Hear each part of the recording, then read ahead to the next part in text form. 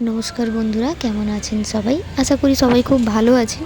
এটি ছিল আমার ভাইপোর অন্নপ্রাশনের আগের দিন সন্ধেবেলায় মাকে, আমাদের শীতলা মাকে আমরা আনতে গেছিলাম মায়ের মন্দির থেকে আমাদের বাড়িতে, এবং আমরা খুব আনন্দ করে মাকে আমাদের বাড়িতে এনেছি এবং নাচানাচি করে এনেছি। এখানে দেখুন, এরা নাচতে নাচতে টায়ার্ড হয়ে গেছে, তাই রোডের মধ্যে বসেই নাচানাচি শুরু করে দিয়েছে।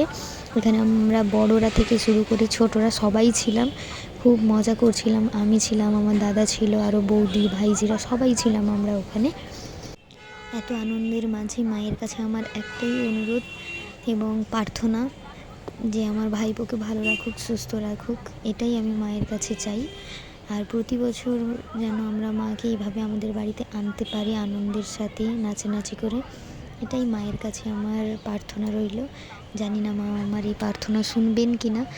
তো মা, তোমার কাছে আমার এটাই প্রার্থনা, আমার ভাইপোকে সুস্থ রেখো, ভালো রেখো, এবং প্রতি বছর যেন এভাবেই তোমাকে আমরা আনন্দ করে নিয়ে আসতে পারি।